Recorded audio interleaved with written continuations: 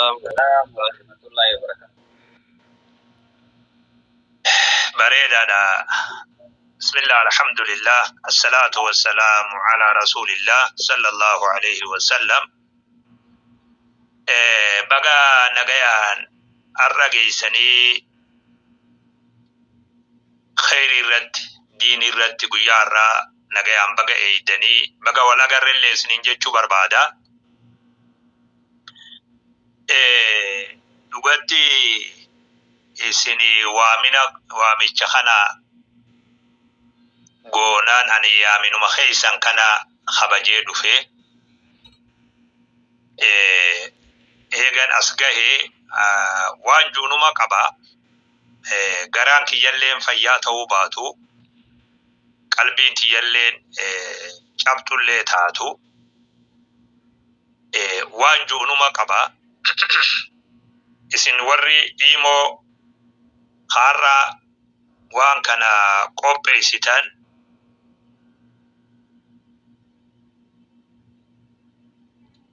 akka nama tokkotti guyyaan isiiti qobooda aane waan juu qaba.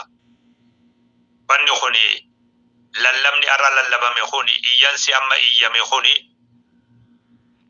silaa guyyaan saa arra dura odoo ta'e akkasittin irra gammada. Haa ta'u mataan hafuu dhabee dhufuunsa waan tokko waan ta'eef galatooma isinin jechuu barbaada. Waa'een amma deemaa jiru kuni ani dura nama gaafa lafti nagayaa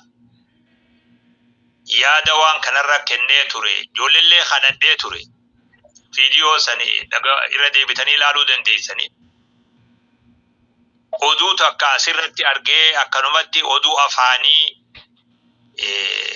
argeen guyyaa hedduu deebi'ellee ilaalee maali wannu kun jee wannu kuni hogguma san hammeenya sii argee yeroo sani tuutti sun rakkoo qabdu sun illee nan dhageenye namoonni waan san irratti deeggarillee hin turre akka isiin akka hara malee deemtu guyyaa san argee ammallee waan injuu waa'ee kana laalchisee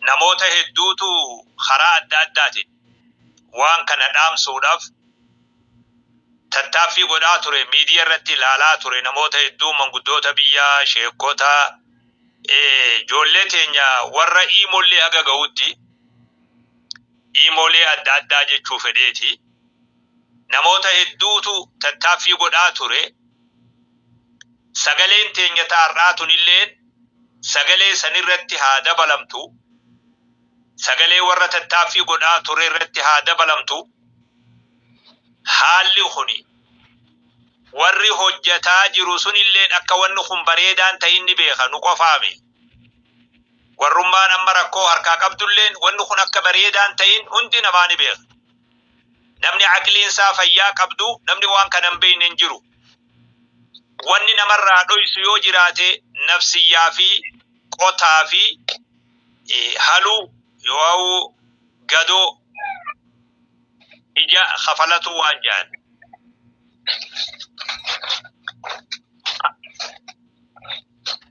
kanaatu ija nama baysa malee namuuni beekaa ammallee irra deebi'ee wanni injuu jechuma kiyya kaduraan jeesan akkuma doktorri reefuna dura jee wanni waan bareedaami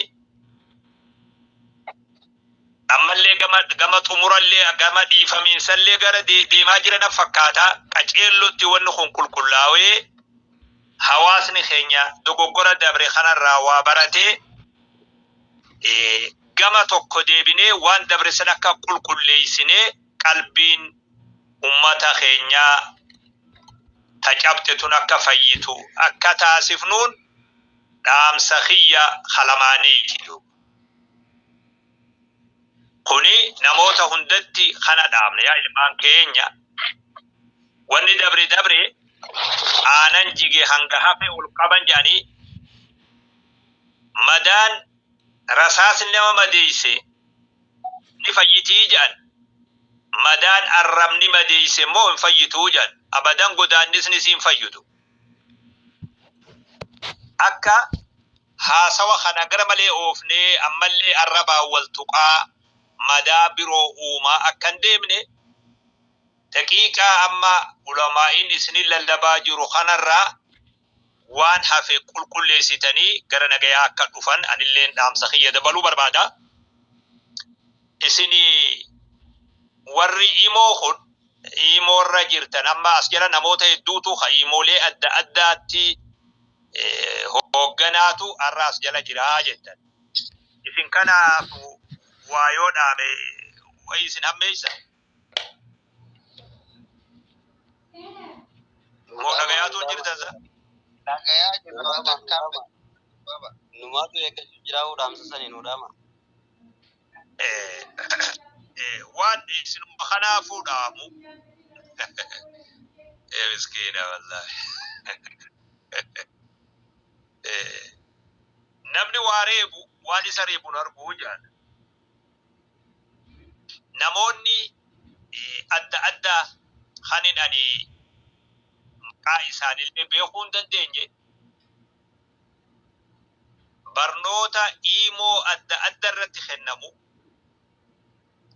ani hedduu waan qilleensarraleen hordofu guyyaan har'a wajjii guyyaa lammaffaati har'a kan isin kana dubbisaa jiru waan qilleensarrallee sharrakeen beeku ani waraana lafaati warra lafoodha warra qilleensarraatiimi ijoolleen hedduun guyyaa eebba quraanallee na afeeraa turte takka nama muraasni guyyaa lama sadii malee nama jalaa owwaachuullee hin dandeenye ani warra lafaati jee jalaa didee ammoo akkana jechuun waan isin hojjetaa jirtan quban qabu jechuudhaafi. Imoo adda addaa jalatti namni ilmii baratee diin baratee islaamummaa baratee ha shahaadaan qabnillee shahaadaa fudhatee haalli bareedan dhugatti nama gammachiisu nama islaamummaa jaalatu jechuu nama gammachiisu hoggaanjuu nama diin jaalatu nama diin saatiif kabajaa kennu waan gammachiisutu karaa adda addaatiin anillee dhagayaa jira yeroo takka hordofallee jira jechuudha. Girdoo duuban jechuudha. Girdoo duuban osoo namni hin beeynetti girdoo duuban anis hordofaa jira jechuudha. Irraa gammadaan. Akkanuma wajji immoo namni waan kana balaaleffatu ijoolluma islaamaa ta'e waan rakkoo nuti ta'e amma ijoolluma islaamummaa irraa dadhabnee beeku. Namni biroo nu huntuu hin deemu takkaa beeku qajeelaa irrallee qajeeloo bareechaa beekaa. Namni biroo nu huntuu hin deemu beeku. Namni ilaalcha biroo qabuu fi amantii biroo qabu namni nutti as deemee nu tuqu tokkollee nu jiru beeku. Akka tuquu hin dandeenyellee ni beekan. Laakiin ijoollee akka agaran qabne ijoollee teenya duuban harka ijoollee teenyaatiin warri nu tuquu barbaadu yoo quba nutti laatuu barbaadu hin jiru jechuu hiyyaame. Ijoolleen hedduun barnoota kana warra balaaleffatu yoo tuuta as jala waliin qabamtee barattu tana waa dibuu barbaadu. Tuutti as jala waliin qabamte tuni akka waan ajandaa biroo yoo ajandaa amma maqaa isaallee dhawuree hedduu natti hin bareedu. Dubraa fi dhiirtinis akka waan ajandaa biroo qabduu fakkeessuuf namoonni afaan guuttatee nama keessan imoo qur'aanaa jalaa dhorga namoota juu asirraa argaa deema hoggaan argu. Anamma waan sangatiitti kennuufi mi beeku.